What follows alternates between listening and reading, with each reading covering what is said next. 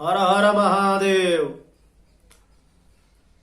अभी तो सीरीज दूसरा ही चल रहा है, लेकिन एक इम्पोर्टेंट बात जो हमें समझ में आई, सोचा कि वीडियो के माध्यम से आप लोगों को भी बताया जाए। कोई भी जप अनुष्ठान पूजन आप कर रहे हैं तो उसमें सबसे पहले दो लोगों की प्रसन्नता जरूरी है। जो आपके माँ बाप हो उनको तो प्रसन्न रहना ही चाहिए, घर में जो लोग हैं उनको प्रसन्न रहना चाहिए, लेकिन जो आपके कुल देवता हैं, आपके कुल देवी हैं, वो भी प्रसन्न होने चाहिए, उनकी कृपा आप पे जरूर होना चाहिए।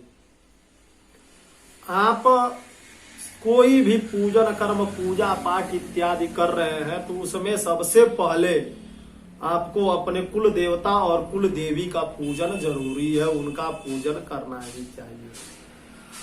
अब बहुत से लोगों के मन में ये भ्रम आएगा कि हमारे कुल देवी कौन है, हमारे कुल देवता कौन है।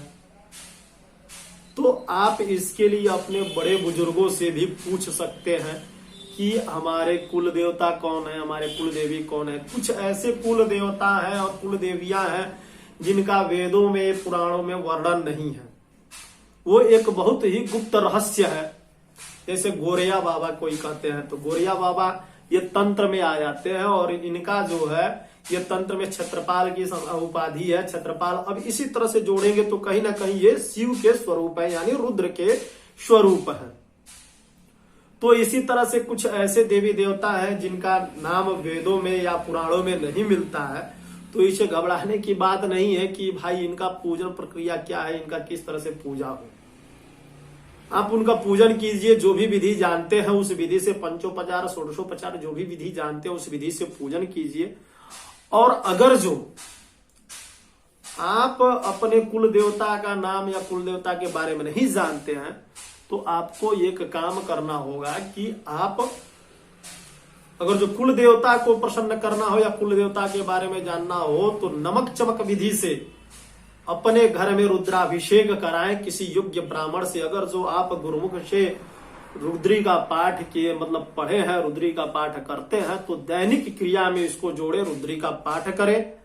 आपके कुल देवता प्रसन्न होंगे। ब्राह्मणों को भोजन कराएं महीने में कम से कम एक बार, आपके कुल देवता स्वतः ही प्रसन्न होंगे और आप पे बहुत ही कृपा करेंगे। और कुल देवी के लिए आप कम से कम मां सप्तशती, दुर्गा सप्तशती का पाठ करें या ब्राह्मणों से कराएं, ब्राह्मणों को भोजन कराएं। उसका दशांश विधि जो होता है उस विधि से पंडित जी लोग स्वयं करेंगे। ऐसा विधि आप करते हैं और तो आपके कुल देवी और कुल देवता दोनों प्रसन्न होंगे, आपकी मनोरथें पूरी होंगी, आपके सारे बिगड़े हुए काम बनेंगे। इसमें कहीं कोई संदेह नहीं है। ये शास्त्र वचन है कि अगर जो कुल देवता कुल देवी के बारे में आप नहीं जानते हैं तो ये दो लोगों को आप पूजिए, भगवती दुर्गा को और महादेव को।